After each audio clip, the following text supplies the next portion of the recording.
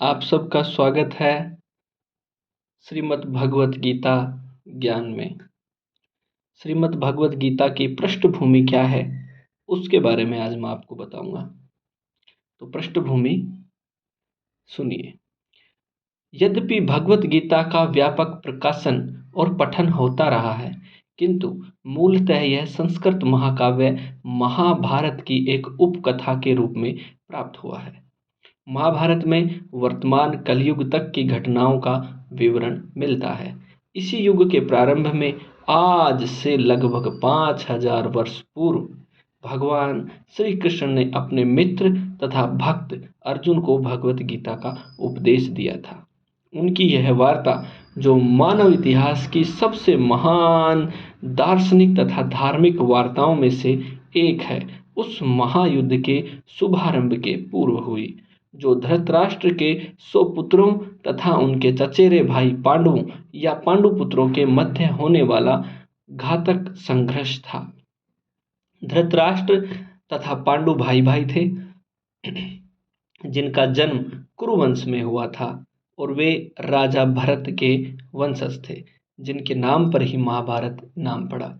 चूंकि बड़ा भाई धृतराष्ट्र जन्म से अंधा था, अतएव राज सिंहासन उसे न मिलकर उसके छोटे भाई पांडु को मिल गया। पांडु की मृत्यु अल्प आयु में ही हो गई, अतएव उनके 5 पुत्र युधिष्ठिर, भीम, अर्जुन, नकुल तथा सहदेव धृतराष्ट्र की देखरेख में रख दिए गए, क्योंकि उसे कुछ काल के लिए राजा बना दिया गया था। इस तरह धृतराष्ट्र तथा पांडु के पुत्र एक ही राजमहल में बड़े हुए। दोनों को ही गुरु द्रोणाचार्य द्वारा सैन्य कला का प्रशिक्षण दिया गया और पूज्य भीष्म पितामह उनके परामर्शदाता थे। यद्यपि धृतराष्ट्र के पुत्र, विशेषतः सबसे बड़ा पुत्र दुर्योधन, पांडवों से घृणा और ईर्ष्या करता था। अंधा तथा दुर्बल हृदय धृतराष्ट्र पांडु पुत्रों के स्थान पर अपने पुत्रों को राज्य का उत्तराधिकारी बनाना चाहता था। इस तरह धृतराष्ट्र की सहमति से दुर्योधन ने पांडु के युवा पुत्रों की हत्या करने का षड्यंत्र रचा। 5 पांडव अपने चाचा विदुर तथा अपने ममेरे भाई भगवान श्री कृष्ण के संरक्षण में रहने के कारण अनेक प्राण घातक आक्रमणों के बाद भी अपने प्राणों को सुरक्षित रख पाए। भगवान कृष्ण कोई सामान्य व्यक्ति नहीं, अपितु साक्षात परम ब्रह्मा ईश्वर है।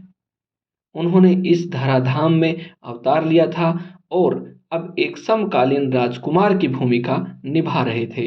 वे पांडु की पुत्री कुंती, पांडवों की माता के भतीजे थे। इस तरह संबंधी के रूप में तथा धर्म के शाश्वत पालक होने के कारण वे धर्मपरायण पांडु पुत्रों का पक्ष लेते रहे और उनकी रक्षा करते रहे। किंतु अंततः चतुर दुर्योधन ने पांडवों को धृतक्रीड़ा में ललकारा।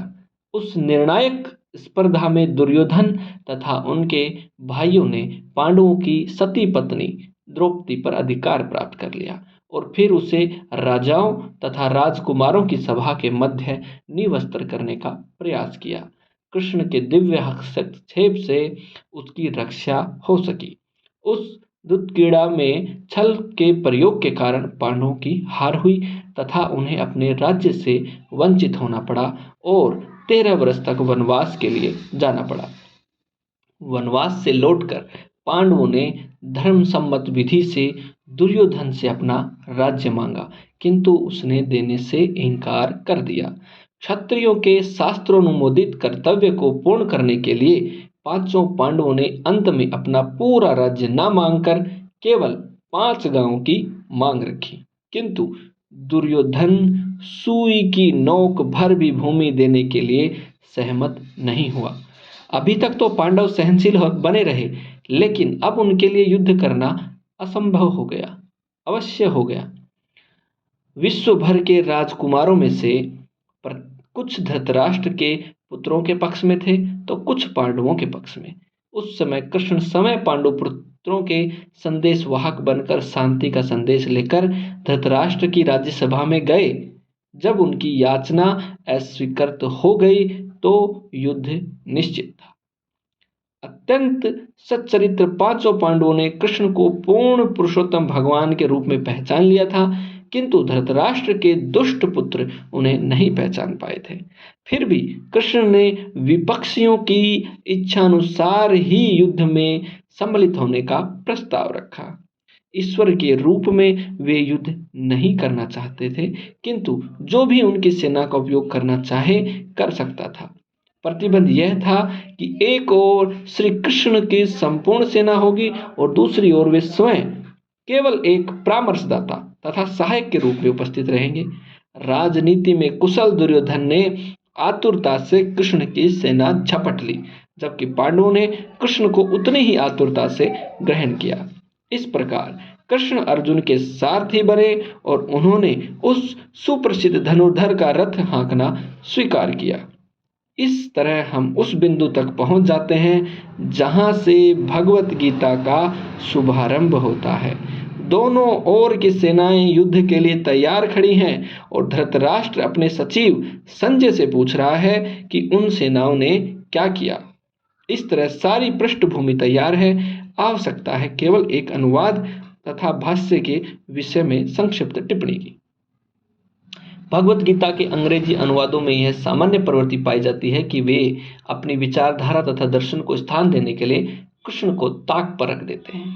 वे महाभारत के इतिहास को असंगत पौराणिक कथा मानते हैं तथा कृष्ण को किसी अज्ञात प्रतिभाशाली व्यक्ति के विचारों को रूप में प्रस्तुत करने का निमित्त बनाते हैं तथा सर्वश्रेष्ठ परिस्थितियों में कृष्ण एक गौण ऐतिहासिक पुरुष बना दिए जाते हैं, किंतु साक्षात कृष्ण भगवत गीता के लक्ष्य तथा विषय वस्तु दोनों हैं, जैसा कि गीता समय अपने विषय में कहती है। अतः यह अनुवाद और इसी के साथ दिव्य भाषा कृष्ण की ओर निर्देशित करता है, उससे दूर नहीं ले जाता है। गीता की विशेषता यह है कि यह पूर्णतः संगत बन जाती है। गीता के वक्ता और उसी के साथ चरम लक्ष्य भी स्वयं कृष्ण है। अतएव यही एकमात्र ऐसा शास्त्र है, महान शास्त्र को दिव्य रूप में प्रस्तुत किया गया है। धन्यवाद साथियों।